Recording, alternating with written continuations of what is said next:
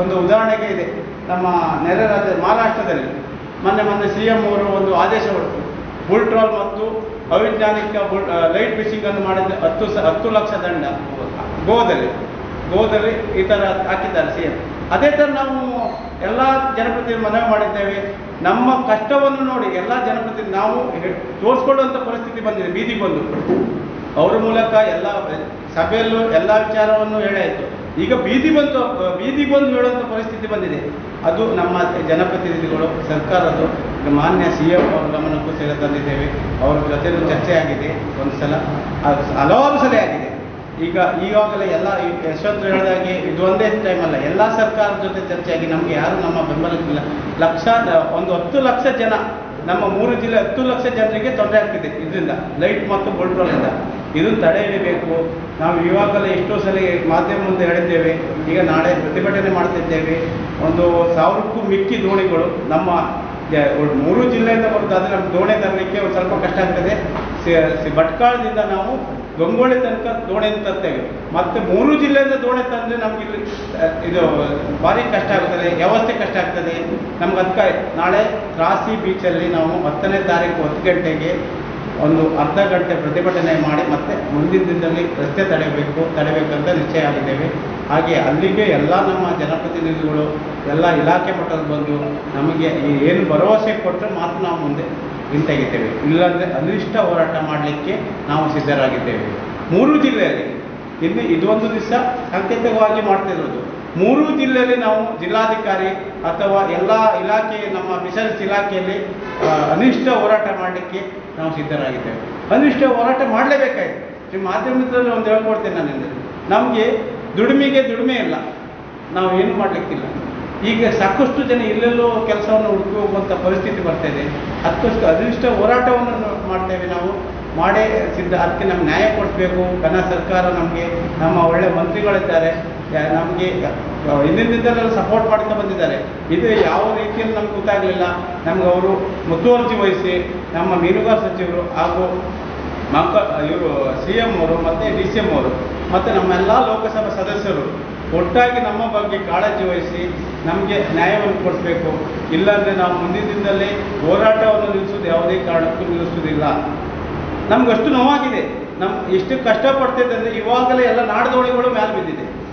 ಇಷ್ಟೊತ್ತು ಜೂನಲ್ಲಿ ಮೇಯಲ್ಲಿ ಆಗುವಂಥ ಇದನ್ನು ಎಂಡ್ ಆಗುವಂಥ ಈಗ ನವೆಂಬರ್ ಲಾಸ್ಟಲ್ಲಿ ಡಿಸೆಂಬರಲ್ಲಿ ಆಗ್ತಿದೆ. ನಾವು ಏನೋ ಒಂದು ಕನ್ಸರ್ನ್ ಇರ್ತದೆ. ಇದು ಅವೈಜ್ಞಾನಿಕ ಅಂದರೆ ಒಂದು ಉದಾಹರಣೆ ಕೊಡ್ತೇವೆ. ಇದನ್ನು ಸಾಯಿಸುವಂಥ ಇದು ಮತ್ತು ಮರಿಮೀನನ್ನು ಬುಲ್ಟ್ರಾಲ್ ಮರಿಮೀನು 2 ಬೋಟನ್ನು ಕಟ್ಟಿ ಎಳೆಯೋದು ಸ್ಪೀಡ್. ನಾವು ಹೇಳೋದು ಅವರಿಗೆ ಅವರು ಯಾವುದೇ ಸಾಂಪ್ರದಾಯಿಕ ಮಾಡುವಂಥದ್ದು ಮೀನುಗಾರಿಕೆ, ಪರ್ಸಿನ್ ಬೋಟ್ ಮಾಡಲಿ ಯಾವುದೂ ತೊಂದರೆ ಇಲ್ಲ. ಅವರು ಟ್ರಾಲ್ ಬೋಟ್ ಮಾಡಲಿ ಯಾವುದೂ ತೊಂದರೆ ಇಲ್ಲ. ಆ ಬುಲ್ ಟ್ರಾಲ್ ಮತ್ತು ಲೈಟ್ ಫಿಶಿಂಗ್ ಮಾಡಿದರೆ ನಮಗೂ ಮಾರಕ, ಈ ಮುಂದಿನ ದಿನದಲ್ಲಿ ಅವರಿಗೂ ಮಾರಕ ಅಂತ ಅವರು ಆಲೋಚನೆ ಮಾಡಬೇಕು. ಈಗ ನಮ್ಗೆ ಈ ವರ್ಷ ಆಗಿರ್ಬೋದು, ಅವ್ರು 4 ವರ್ಷ ಅಂತ ಅವರು ಆ ಬೋಟನ್ನು ಡಾಕಲ್ಲಿ ಕಟ್ಟಿ ಅವರು ಮೇಲೆ ಕೂತ್ಕೊಳ್ಳುವಂಥ ಪರಿಸ್ಥಿತಿ ಬರ್ತದೆ. ಮತ್ತೊಂದು ವಿಷಯ ಹೇಳ್ತೇವೆ, ಯಾರ ಬಗ್ಗೆ ದೂಷಣೆ ಮಾಡುವಂಥದ್ದಲ್ಲ. ನಾವು ಮೂಲ ಮೀನುಗಾರರು, ನಾಡದೋಣಿ ಅವರು ಮೂಲ ಮೀನುಗಾರರು, ಇಲ್ಲಿ ಹೋಗುವಂಥವ್ರು, ಇಲ್ಲಿಯೇ ವಾಸವಾಗಿದ್ದವರು, ಸಮುದ್ರ ಸೈಡಲ್ಲಿ ವಾಸವಾಗಿದ್ದರು. ಈಗ ಬೋಟ್ನಲ್ಲಿ ಯಾವ ರಾಜ್ಯದಿಂದ ತಂದು ಮೀನುಗಾರಿಕೆ ಮಾಡ್ತಾರೆ, ಉದ್ಯೋಗ ಮಾಡುವಾಗ ಇವರು ಉದ್ಯೋಗ ಮಾಡಲೇ ಏನಿಲ್ಲ. ಅದು ಅವೈಜ್ಞಾನಿಕವಾಗಿ ಯಾವುದು ಮಾಡಬಾರ್ದು ಅಂತ ನಾವು ವಿನಂತಿಸ್ತೇವೆ. ಈಗ ಅವರು ಮಹಾರಾಷ್ಟ್ರ, ಕೇರಳ, ಇಲ್ಲಿ ನಮ್ಮ ಆಂಧ್ರ ಅಲ್ಲಿನವರ ಜನನೆಲ್ಲ ತರ್ತಿದ್ದಾರೆ. ತರಲಿ, ಸ್ವಾಗತ. ಅವರಿಗೂ ಏನೋ ಒಂದು ಸಮಸ್ಯೆ ಆಗಿದೆ. ಅವೈಜ್ಞಾನಿಕವಾದ ಮೀನುಗಾರಿಕೆ ಮೊನ್ನೆ ಮಂಗಳೂರಲ್ಲಿ ನಮ್ಮ ಹಿರಿಯರಾದ ಮದನ್ ಕುಮಾರ್ ನೇತೃತ್ವದಲ್ಲಿ ನಮ್ಮ ನಾಡದೋಣಿ ಒಂದು ಸಂಘಟನೆ ಮತ್ತು ಟ್ರಾಲ್ ಬೋಟು, ಪರ್ಸಿನ್ ಬೋಟು ಒಂದು ಫಿಶರೀಸ್ ಕಾಲೇಜಲ್ಲಿ ಒಂದು ಸಭೆ ನಡೆದಿದೆ. ಆವಾಗ ಎಲ್ಲರೂ ಸಭೆಯಲ್ಲಿ ಹೇಳಿದ್ದು ಬುಲ್ ಟ್ರಾಲ್ ಮತ್ತು ಲೈಟ್ ಬೋಟನ್ನು ಬ್ಯಾನ್ ಮಾಡಬೇಕು. ನಾವು ಹೇಳಿದ್ದಲ್ಲ, ಇದು ನಾವು ಹೇಳಿದ್ದಲ್ಲ, ಬೋಟ್ ಓನರ್ ಹೇಳಿದ್ದು, ಬೋಟ್ ದುಡಿಯೋರು ಹೇಳಿದ್ದು, ತಂಡರು ಹೇಳಿದ್ದು, ಎಲ್ಲ ಪರ್ಸಿನ್ನು ಟ್ರಾಲ್ ಬೋಟ್ನವ್ರು ಹೇಳಿದ್ರು. ಇದು ಮುಂದೆ ಹೋಗಲಿಲ್ಲ ಅಂದರೆ ಮುಂದಿನ ದಿನದಲ್ಲಿ ನಮಗೂ ಮೀನುಗಾರಿಕೆ ಇರುವುದಿಲ್ಲ ಅಂತೇಳಿ ಅವರು ವೇದಿಕೆಯಲ್ಲಿ ಘಂಟಾಘೋಷವಾಗಿ ಹೇಳಿದ್ದಾರೆ. ನಮ್ಮ ಸರ್ಕಾರ ಏನು ಮಾಡ್ತಿದೆ, ಇಲಾಖೆ ಏನು ಮಾಡ್ತಿದೆ, ನಾವು ಅವ್ರನ್ನ ಕೇಳಬೇಕು. ಮಾಧ್ಯಮ ಮಿತ್ರರು ಅವ್ರನ್ನ ಕ್ವಶನ್ ಮಾಡಿ. ಈಗ ನಮ್ಮ ಇಲಾಖೆಯವರು ಇದ್ದಾರೆ, ಇದು ಆದೇಶ ಇದೆ ನೋಡಿ, ಗೌರ್ಮೆಂಟಿಂದ ಆದೇಶ ಇದೆ, ಕೋರ್ಟಿಂದ ಆದೇಶ ಇದೆ, ಎಲ್ಲ ಮೊನ್ನೆ ನಮ್ಮ ಜಿಲ್ಲಾಧಿಕಾರಿ ಮತ್ತು ವರಿಷ್ಠರಿಗೆ, ಪೊಲೀಸ್ ವರಿಷ್ಠರಿಗೂ ಸಭೆ ಕರೆದಿದ್ದಾರೆ, ಆದೇಶ ಮಾಡಿದ್ದಾರೆ, ಕಟ್ಟುನಿಟ್ಟಿನ ಕ್ರಮ ಕೈಗೊಳ್ಳಿ. ಅದು ಆರ್ಡರ್ನ ಅವರು ಓದಿ ನಮ್ಮ ಇವರು ವರಿಷ್ಠಾಧಿಕಾರಿ ಪೊಲೀಸ್ ವರಿಷ್ಠಾಧಿಕಾರಿಗಳು ಅದನ್ನು ಓದಿ ಸಭೆಯಲ್ಲೇ ವಿಸ್ತರಣೆ ಮಾಡಿದ್ದಾರೆ. ಯಾರಿಗೆ? ಇಲಾಖೆಯವರಿಗೆ. ಅವ್ರಿಗೆ ಅಷ್ಟೊಂದು ತಿಳ್ಕೊಳ್ಳೋ ಇದಿಲ್ಲ ಅಂತೆ. ನೋಡಿ, ಕೊಟ್ಟು ಕ್ರಮ ಕೈಗೊಳ್ಳಿ, ಅವ್ರಿಗೆ ದಂಡ ಆಗಿಸಿ, ಇಲ್ಲಾಂದ್ರೆ ಬೋಟನ್ನು ಸೀಸ್ ಮಾಡಿ, ಇಷ್ಟನ್ನು ಹೇಳಿದ್ದಾರೆ. ಆದರೆ ಯಾಕೆ ಮಾಡ್ತಿಲ್ಲ? ನಮ್ಮ ದುರದೃಷ್ಟನ್ನು ಏನು ಮುಖ್ಯ, ನಮ್ಮ ಬಡ ಮೀನುಗಾರರ ಸೋಲನ್ನು ನೋಡ್ಲಿಕ್ಕೆ ಅವ್ರು ಕಾಡ್ತಿದ್ದಲ್ಲ, ಏನಂತ ಗೊತ್ತಾಗ್ತಿಲ್ಲ. ಇದ್ರ ಬಗ್ಗೆ ನಾನು ಆಗ್ರಹ ಮಾಡ್ತಾ ಇದ್ದೇನೆ. ನಾಳೆ 10ನೇ ತಾರೀಕು ನಮ್ಮ ಸಮಸ್ತ ಮೀನುಗಾರರು, ರಾಜ್ಯಾದ್ಯಂತ ಎಲ್ಲ ನಾಡದೋಣಿ ಮೀನುಗಾರರು ಒಗ್ಗಟ್ಟಿನಿಂದ ಬಲ ಪ್ರದರ್ಶನ ಮಾಡ್ತಿದ್ದೇವೆ. ಯಾವುದೇ ಯಾರ ಬಗ್ಗೆ ಇದು ಮಾಡ್ತಿಲ್ಲ, ಏನೂ ಇಲ್ಲ. ನಾವು ಸಾಂಕೇತಿಕವಾಗಿ ಮಾಡ್ತೇವೆ. ಮುಂದಿನ ದಿನದಲ್ಲಿ ನಮ್ಮ ಸರ್ಕಾರ ಹಾಗೂ ಜನಪದ ಇಲಾಖೆಯವರು ಎಚ್ಚೆತ್ತುಕೊಂಡು ಈ ಘಟನೆಯನ್ನು ನಡೆದಿದ್ದಾಗಿ ಪ್ರತಿಭಟನೆ, ನಮ್ಮ ಕರಾವಳಿಯಲ್ಲಿ ಪ್ರತಿಭಟನೆ ನಡೆದಿದ್ದಾಗಿ ಅವರು ನಡೆಸ್ಕೊಂಡು ನೋಡ್ಕೊಳ್ಬೇಕು. ನಮ್ಮ ಬಡ ಮೀನುಗಾರರಿಗೆ ನಮ್ಮ ಕಡೆ ನಿಲ್ಲಬೇಕು. ಅನ್ಯಾಯವಾಗಿ ನಿಲ್ಲೋದು ಬೇಡ. ಅವರದ್ದು ನಾನು ಹೇಳೋದು ಕ್ರಮಬದ್ಧವಾದಂಥದ್ದನ್ನು ನೋಡಬೇಕು. ಅವ್ರಿಗೆ ಏನಿದೆ, ಕೋರ್ಟ್ ಆದೇಶ ಇದೆ, ಅದು ತಡೆದೆ. ಈಗ ಎಲ್ಲರಿಗೂ ಗೊತ್ತು, ಕೋರ್ಟ್ ಆದೇಶ ಮುಂದೆ ಯಾರೂ ಅಲ್ಲ, ನಾವು ಅಲ್ಲ, ಯಾರೂ ಅಲ್ಲ. ಅದನ್ನು ಯಾಕೆ ಪಾಲನೆ ಮಾಡ್ತಿಲ್ಲ ಅಂತ ನಮ್ಮ ಪ್ರಶ್ನೆ. ನಾವು ನಾಳೆ ಕೇಳೋದಿಷ್ಟೇ, ಕೋರ್ಟ್ ಆದೇಶವನ್ನು ಯಾಕೆ ಪಾಲನೆ ಮಾಡ್ತಿಲ್ಲ? ನಮ್ಗೆ ಅದೇ ನನಗೆ ಇದಾಗ್ತಾಯಿದೆ. ಅದ್ರ ಬಗ್ಗೆ ನೀವು ಮಾಧ್ಯಮ ಮಿತ್ರರು ಅವ್ರ ಜೊತೆ ಕೇಳಿ, ಅವ್ರು ಏನು ಆಗಿದೆ ಅವ್ರ ಹತ್ರ ನೀವು ಕೇಳಿ. ನಾವು ಎಲ್ಲ ಕೇಳಿ ಆಯಿತು, ಅವ್ರ ಹತ್ರ ಸಮಂಜಸವಾದ ಉತ್ತರ ಕೊಡ್ತಿಲ್ಲ. ನೀವು ನಾವು ದಯವಿಟ್ಟು ಕೇಳ್ತಿದ್ದೇವೆ, ಬಡ ಮೀನುಗಾರ ಪರವಾಗಿ ನೀವು ಅವ್ರ ಹತ್ರ ಕೇಳಿ ಏನಾಗ್ತಿದೆ ಇದು. ನಾವು ನಿಮ್ಮ ದಾಖಲೆ ಸಮೇತ ಕೊಡ್ತೇವೆ ನಿಮಗೆ. ಕೋರ್ಟಿಂದ ಆದೇಶ ಏನೇನು ಬಂದಿದೆ, ಈಗ ರಾಜ್ಯ ಸರ್ಕಾರದಿಂದ 12 ನಾಟಿಕಲ್, ಕೇಂದ್ರ ಸರ್ಕಾರದಿಂದ 200 ನಾಟಿಕಲ್, ಎಲ್ಲ ನಮ್ಮ ಸರ್ಕಾರವೇ. ಆವಾಗ ಅವರ ಪಾಲನೆ ಮಾಡಬೇಕಲ್ಲ, ಯಾಕೆ ಮಾಡ್ತಿಲ್ಲ? ಈ ಮುಂದಿನ ದಿನದಲ್ಲಿ ಮೀನುಗಾರ ಸಂತತಿ ನಾಶ ಆಗೋದು ಖಂಡಿತ. ಈಗ ನಾವು ಹೇಳಿದವಾಗ ಅವ್ರು ಹೇಳ್ತಿದ್ದಾರೆ, ಫಾರಿನ್ ಕಂಟ್ರಿಯಲ್ಲಿ ಲೈಟ್ ಹಾಕಿದ್ರು ಮುಂದೆ ಈಗ ಫಿಶಿಂಗೇ ಸ್ಟಾಪ್ ಆಗಿದೆ. ನೀವು ಮಾಧ್ಯಮದಲ್ಲೆಲ್ಲ ನೋಡಿದ್ದೇವೆ, ಫಾರಿನ್ ಕಂಟ್ರಿ ಫಿಶಿಂಗೇ ಸ್ಟಾಪ್ ಆಗಿದೆ. ಅಂಥ ಪರಿಸ್ಥಿತಿಯನ್ನು ದಯವಿಟ್ಟು ತರಬಾರ್ದು. ಎಲ್ಲ ಮೀನುಗಾರರು ಅವರು ಒಂದು ಮಾತು ಹೇಳ್ತಾರೆ, ನಾವು ಮೀನುಗಾರರು ಅಂತ ಹೇಳ್ತಾರೆ. ಆದರೆ ಮೀನುಗಾರ ಉಳಿಗಾಗಿ ನೋಡಿ ಅಂತ ಹೇಳಿ, ಅವಿಜ್ಞಾನಿಕವನ್ನು ಬಿಟ್ಟು ಯಾವುದೇ ಮೀನುಗಾರಿಕೆ ಮಾಡಲಿಕ್ಕೆ ನಮ್ಗೆ ಅಭ್ಯಂತರ ಇಲ್ಲ. ಯಾವುದೇ ಕಾರಣ ಅದು ವಿಸ್ತಾರವಾಗಿ ನಮ್ಮ ಸಮೇತ ಹಿಡಿದವ್ರು ಮಾತಾಡುವಂಥ ಅವರಿದ್ದಾರೆ. ಅವರು ನಿಮ್ಮ ಮಾಧ್ಯಮ ಮೂಲಕ ಅವರು ನಮ್ಮ ರಾಜ್ಯ ಒಕ್ಕೂಟ ಇದೆ ಗೌರವ ಸಲಹೆಗಾರಕ್ಕೆ ಅವರು ವಿಚಾರಣೆ ಮಾಡ್ತಾರೆ. ಶಾಸಕಾಂಗ ಇರ್ಬೋದು, ನ್ಯಾಯಾಂಗ ಇರ್ಬೋದು, ಕಾರ್ಯಾಂಗ ಇರ್ಬೋದು, ಅವರು ಮಾಡಿರ್ತಕ್ಕಂಥ ಎಲ್ಲ ತಪ್ಪುಗಳನ್ನು ಅಥವಾ ಅವರು ಮಾಡ್ತಕ್ಕಂಥ ಒಳ್ಳೆಯ ಕೆಲಸಗಳನ್ನು ಈ ರಾಜ್ಯದ, ಈ ದೇಶದ ಜನರಿಗೆ ತಿಳಿಸ್ತಕ್ಕಂಥ ಕೆಲಸವನ್ನು ನಾವು ನಿರಂತರವಾಗಿ ಮಾಡ್ಕೊಂಡು ಬರ್ತಾ ಇದ್ದೀವಿ. ಯಾವ ಕರ್ನಾಟಕ ಕರಾವಳಿಯ 3 ಜಿಲ್ಲೆಯಲ್ಲಿ ಇರ್ತಕ್ಕಂಥ ಈ ಸಾಂಪ್ರದಾಯಿಕ ನಾಡದೋಣಿ ಮೀನುಗಾರರ ಅಭಾವಗಳೇನಿದೆ, ಅವೈಜ್ಞಾನಿಕ ಮೀನುಗಾರಿಕಾ ಪದ್ಧತಿಯಲ್ಲಿ ಮೀನುಗಾರಿಕೆಯನ್ನು ಮಾಡ್ತಾ ಇದ್ದಾರೆ, ಅದನ್ನು ನಿಲ್ಲಿಸಬೇಕು ಅನ್ನುವಂಥ ಕೂಗುಗಳೇನಿದೆ, ಅದನ್ನು ಕೂಡ ತಾವು ತಮ್ಮ ಮಾಧ್ಯಮಗಳಲ್ಲಿ ವಿಸ್ತಾರವಾಗಿ ಸರ್ಕಾರದ ಗಮನಕ್ಕೆ ತರುವುದರ ಮೂಲಕ ನಮಗೆ ನ್ಯಾಯ ಒದಗಿಸ್ತಕ್ಕಂಥ ಪಾತ್ರದಲ್ಲಿ ತಾವು ಪ್ರಮುಖವಾದಂಥ ಪಾತ್ರ ವಹಿಸಬೇಕು ಅನ್ನುವಂಥ ವಿನಂತಿಯನ್ನು ನಾವು ಮಾಡ್ತೀವಿ. ಈಗಾಗಲೇ ನಮ್ಮ ರಾಜ್ಯಾಧ್ಯಕ್ಷರಾದಂಥ ನಾಗೇಶ್ ಕಾರು ಅವರು, ಇದರ ಪ್ರಧಾನ ಕಾರ್ಯದರ್ಶಿಯಾದಂಥ ಯಶವಂತ್ ಕಾರು ಅವರು ಅನೇಕ ವಿಚಾರಗಳನ್ನು ತಾವು ಹೇಳಿದರು. ನಾವು ಒಂದು ರೀತಿ ವಿನೂತನವಾದಂಥ ಪ್ರತಿಭಟನೆಯನ್ನು ಮಾಡಬೇಕು ಅನ್ನುವಂಥ ತೀರ್ಮಾನವನ್ನು ನಮ್ಮ 3 ಜಿಲ್ಲೆಯ ಸಂಘಟನೆಗಳು ತೀರ್ಮಾನ ಮಾಡಿದೆ. ಏನು ಇದು ನಮ್ಮ ಕರ್ನಾಟಕ ಕರಾವಳಿ ಸಾಂಪ್ರದಾಯಿಕ ಮೀನುಗಾರರ ಒಕ್ಕೂಟ ಅಂತ ನಾವೀಗ ಸ್ಥಾಪನೆ ಮಾಡಿದ್ದೇವೆ. ಇದರಲ್ಲಿ ಸುಮಾರು 19 ಸಂಘಟನೆಗಳು ಬರ್ತವೆ. ದಕ್ಷಿಣ ಕನ್ನಡ, ಉಡುಪಿ ಮತ್ತು ಉತ್ತರ ಕನ್ನಡ ಜಿಲ್ಲೆಯ ಅಲ್ಲಿರುವಂಥ ಸ್ಥಳೀಯ ಸಂಘಟನೆಗಳು ಕೂಡ ಇದರ ಸದಸ್ಯರಾಗಿರ್ತಾರೆ. ನಾವೆಲ್ಲರೂ ಸೇರಿ ಕಳೆದ ತಿಂಗಳು ಕಾರವಾರದಲ್ಲಿ ಕೂಡ ಒಂದು ಪ್ರೆಸ್ ಮೀಟನ್ನು ಮಾಡಿದೆವು. ಈಗ ನಮ್ಮ ಜಿಲ್ಲೆಯ ನಿಮ್ಮೆಲ್ಲರೂ ಕೂಡ ನಾವು ಮುಖಾಮುಖಿಯಾಗಿ ಮಾತಾಡ್ತಾ ಇದ್ದೇವೆ. ಈಗಾಗಲೇ ರಾಜ್ಯಾಧ್ಯಕ್ಷರು ತಿಳಿದ ಹಾಗೆ ನಮ್ಮ ಹೋರಾಟ ಭೂಮಿಯ ಮೇಲೆ ನಡೀತಿತ್ತು. ಆದರೆ ವಿನೂತನವಾಗಿ ಸಮುದ್ರದಲ್ಲಿ ತೋರಿಸಬೇಕು ಅನ್ನುವಂಥದ್ದು ನಮ್ಮ ಉದ್ದೇಶ. ಏನಾಗಿದೆ ಅಂತ ಹೇಳಿದ್ರೆ 320 ಕಿಲೋಮೀಟರ್ ಉದ್ದದ ಕರಾವಳಿ, 3 ಜಿಲ್ಲೆಯಲ್ಲಿ ಸೇರಿ 320 ಉದ್ದದ ಕಿಲೋಮೀಟರ್ ಕರಾವಳಿ ಇದೆ. ಉಳ್ಳಾಲದಿಂದ ಕಾರವಾರ ತನಕ ಈ ಕರಾವಳಿಯನ್ನು ತೆಗೆದುಕೊಂಡಾಗ ಕೆಲವಾರು ಬಂದರುಗಳಿವೆ. ಆ ಬಂದರುಗಳಲ್ಲಿ ಮಾತ್ರ ಪರ್ಚಿನ್ ಬೋಟ್ಗಳು, ಟ್ರಾಲ್ ಬೋಟ್ಗಳು, ಆಳ ಸಮುದ್ರದ ಬೋಟ್ಗಳು ಇರ್ತವೆ. ಅಲ್ಲಿ ನಮ್ಮ ದೋಣಿಗಳು ಕೂಡ ಹೋಗ್ತವೆ. ಆದರೆ 320 ಕಿಲೋಮೀಟರ್ ಉದ್ದದ ಕರಾವಳಿಯ ಪ್ರತಿ ಊರಿನಲ್ಲಿ, ಪ್ರತಿ ಕೇರಿಯಲ್ಲಿ ನಮ್ಮ ನಾಡದೋಣಿ ಮೀನುಗಾರಿಕೆ ನಡೀತಾ ಇದೆ. ಆದರೆ ಸರ್ಕಾರಕ್ಕೆ, ಜನಪ್ರತಿನಿಧಿಗಳಿಗೆ, ಮಂತ್ರಿಗಳಿಗೆ ಇವರ ಸಂಖ್ಯೆಗಳು ತೋರ್ತಾ ಇಲ್ಲ. ಅವರಿಗೆ ತೋರ್ತಾ ಇರುವಂಥದ್ದು ಬೋಟ್ಗಳು, ಬಂದರುಗಳು ಮಾತ್ರ. ಆ ಪರಿವರ್ತನೆ ಆಗಬೇಕು ಅನ್ನುವಂಥ ಉದ್ದೇಶ ಇಟ್ಟುಕೊಂಡು ನಾವು ಬಹುಶಃ ನಮ್ಮ ದೋಣಿ ಎಷ್ಟಿದೆ, ನಾವೆಷ್ಟು ಸಂಖ್ಯೆಯಲ್ಲಿದ್ದೇವೆ ಅನ್ನೋದನ್ನು ಕೂಡ ತೋರಿಸಬೇಕು ಅನ್ನುವಂಥ ಉದ್ದೇಶದಿಂದ ರಾಷ್ಟ್ರೀಯ ಹೆದ್ದಾರಿಗೆ ತಾಳಿಕೊಂಡು ಮಾರಸ್ವಾಮಿ ರಾಶಿ ಬೀಚಿನ ಹತ್ರ ನಾವು ಸಾಕಷ್ಟು ದೋಣಿಗಳನ್ನು ತೋರಿಸಲು ತುಂಬ ಕಷ್ಟ ಆಗ್ತದೆ. ಯಾಕಂದರೆ ಸಮುದ್ರದಲ್ಲಿ ನಾವು ದೋಣಿ ನಿಲ್ಲಿಸುವಂಥದ್ದು, ಅಲ್ಲಿಂದ ಮೀನುಗಾರರೆಲ್ಲ ಮೇಲ್ಗಡೆ ಬರುವಂಥದ್ದು, ಸಮುದ್ರದಲ್ಲಿ ದೋಣಿ ನಾವೆಲ್ಲ ಹೇಳಿದ್ರೆ ಕೇಳೋದಿಲ್ಲ. ಆದರೂ ಕೂಡ ಒಂದು ಪ್ರಯತ್ನವನ್ನು ಮಾಡಬೇಕು. ಆ ಪ್ರಯತ್ನಕ್ಕೆ ನಿಮ್ಮೆಲ್ಲರ ಸಹಕಾರ ಬೇಕು ಅನ್ನುವಂಥದ್ದನ್ನು ನಾವು ಕೇಳ್ತಾ ಇದ್ದೀವಿ. ಬಹುಶಃ ಈ 320 ಕಿಲೋಮೀಟರ್ ಕರಾವಳಿಯಲ್ಲಿ ಮೀನುಗಾರಿಕಾ ವಿಧವನ್ನು ತಗೊಂಡಾಗ ಬಹುಶಃ ಎಲ್ಲರ ಕಣ್ಣಿಗೆ ಕಾಣುವಂಥದ್ದು ನಾನು ಈಗಾಗಲೇ ಹೇಳಿದ ಹಾಗೆ ಪರ್ಷಿಯನ್ ಬೋಟ್ಗಳು, ಆಳ ಸಮುದ್ರದ ಮೀನುಗಾರ್ತಕ್ಕಂಥ ಟ್ರಾಲ್ ಬೋಟ್ಗಳು ಮತ್ತು ಫಿಶಿಂಗ್ ಬೋಟ್ಗಳು ಅಂತ ನಾವು ಕರಿತೀವಿ. ಆದರೆ ಬಹಳ ದೊಡ್ಡ ಸಂಖ್ಯೆಯಲ್ಲಿ ಈ ರಾಜ್ಯದಲ್ಲಿ 3 ಜಿಲ್ಲೆಯಲ್ಲಿ ಸಾಂಪ್ರದಾಯಿಕವಾಗಿ ನಾಡದೋಣಿ ಮೀನುಗಾರಿಕೆ ಮಾಡ್ತಕ್ಕಂಥ ಜನ ಇದ್ದಾರೆ. ಸುಮಾರು 8,000 ಪರ್ಮಿಟ್ಗಳು, ರಹದಾರಿಗಳು, ಸೀಮೆಎಣ್ಣೆ ಪರ್ಮಿಟ್ಗಳು ನಮ್ಮ ಸಂಘಟನೆಯಲ್ಲಿದೆ. 8,000 ಪರ್ಮಿಟ್ ಅಂತ ಹೇಳಿದರೆ 8,000 ದೋಣಿಗಳಿವೆ ಅಂತ ಅದರ ಅರ್ಥ. ಈ ದೋಣಿಯಲ್ಲಿ ಪ್ರತಿನಿತ್ಯ ಸಾವಿರಾರು ಗಟ್ಟಲೆ ಜನ ಅದರಲ್ಲಿ ದುಡಿತಾ ಇದ್ದಾರೆ. ಪರೋಕ್ಷವಾಗಿ ಸಾವಿರಾರು ಗಟ್ಟಲೆ ಜನರಿಗೆ ಅದು ಉದ್ಯೋಗವನ್ನು ಕೊಡ್ತಾ ಇದೆ. ಬಹುಶಃ ಇದ್ಯಾವುದೂ ಕೂಡ ಸರ್ಕಾರ ಗಮನಕ್ಕೆ ಹೋಗಲಿಲ್ಲವೋ ಅಥವಾ ಹೋದರೂ ಕೂಡ ಅದನ್ನು ಈ ದೊಡ್ಡ ದೊಡ್ಡ ಲಾಬಿಯ ಮುಂದೆ ನಾವು ಹಿನ್ನಡೆಯನ್ನು ಅನುಭವಿಸಬೇಕಾಯಿತು ಗೊತ್ತಿಲ್ಲ. ಅದು ಏನೇ ಇದ್ದರೂ ಕೂಡ ನಮ್ಮ ಸಂಘಟನೆ ಒಂದು ಸ್ಲೋಗನ್ ಹಾಕಿದೆ ಬ್ಯಾನರ್ನಲ್ಲಿ, ಮತ್ಸ್ಯ ಸಂತತಿಯ ಉಳಿವೆ ಮೀನುಗಾರನ ಉಳಿವು ಅನ್ನುವಂಥದ್ದು ನಮ್ಮ ಇಂದಿನ ಸ್ಲೋಗನ್. ಏನಾಗಿದೆ ಅಂತ ಹೇಳಿದರೆ,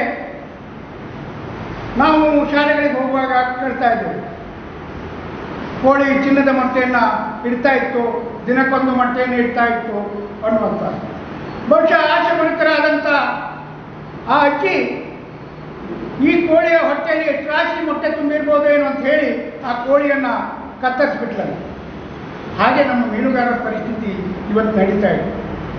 ಬಹುಶಃ ಮೀನುಗಾರಿಕೆಯಲ್ಲಿ ಅನೇಕ ವಿಧ, ಬಹುಶಃ ಇವರೆಲ್ಲರೂ ಕೂಡ ನಮ್ಮ ಕಂಚಲೆ ಪಂಡಿರ್ಬೋದು, ಬೇರೆ ಬೇರೆ ಸಣ್ಣ ಮಾಡೋದು, ಮೀನುಗಾರಿಕೆ ಸಂಘಟನೆ ಮಾಡೋದು, ಇವರೆಲ್ಲರೂ ಕೂಡ ನಮ್ಮ ಏನು ನಾಡದೋಣಿ ಮೀನು ಮೂಲಕ ಏನು ರಾಣಿ ಬಲೆ ಮೂಲಕ ಮೀನುಗಾರಿಕೆ ಮಾಡೋರು, ಪಟ್ಟೆ ಬಲೆ ಮಾಡೋರು, ಕಂಚಲೆ ಬಲೆ ಮಾಡೋರು, ಕೈರಂಪಣಿ ಬಿಡುವವರು, ಇವರೆಲ್ಲರೂ ಕೂಡ ಸಾಂಪ್ರದಾಯಿಕವಾಗಿ ಮೀನುಗಾರಿಕೆ ಮಾಡೋರು. ಆದರೆ ಬೋಟ್ಗಳ ಮೂಲಕ ಈಗಾಗಲೇ ಹೇಳಿದಂಥ ಬುಲ್ ಟ್ರಾಲ್ಗಳು ಅಂತೇನಿದೆ, ಬೆಳಕು ಮೀನುಗಾರಿಕೆ ಅಂತೇನಿದೆ, ಇದು ಮೀನುಗಾರಿಕೆಗೆ ಅತ್ಯಂತ ದೊಡ್ಡ ಮಾರಕವಾದ್ದು ಅಂತ ಹೇಳಿ ಎಲ್ಲ ಸೈಂಟಿಸ್ಟ್ಗಳು, ನಾವು ಹೇಳಿದ್ವಲ್ಲ, ವಿಜ್ಞಾನಿಗಳು ಹೇಳಿದ್ದಾರೆ, ಫಿಶರೀಸ್ ಕಾಲೇಜ್ಗಳು ಹೇಳಿದ್ದಾರೆ, ಮಂತ್ರಿಗಳ ಬಾಯಿಯಿಂದ ಆಗಿಂದಾಗ ಉದ್ಧಾರ ಮಾಡ್ತಾ ಇದೆ. ಯಾವ ದೊಡ್ಡ ಮೀನುಗಾರ ದೊಡ್ಡ ಸಂಘಟನೆಗಳಿದೆ, ಬಹುಶಃ ಅವರೆಲ್ಲರೂ ಹೇಳ್ತಾರೆ ಇದು ಬಂದಾಗಬೇಕು, ಬಂದಾಗಬೇಕು. ಆದರೆ ಯಾರೂ ಕೂಡ ಈ ಬೆಕ್ಕಿನ ಕೊರಳಿಗೆ ಗಂಟೆ ಕಟ್ಟುವವರಿಲ್ಲ.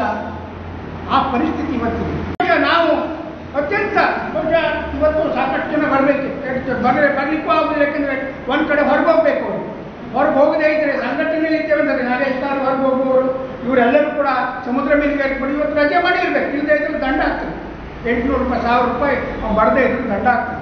ಬಹುಶಃ ಬೋಟ್ನ ಮಾಡಲಿಕ್ಕೆ ಆಗಲ್ಲ.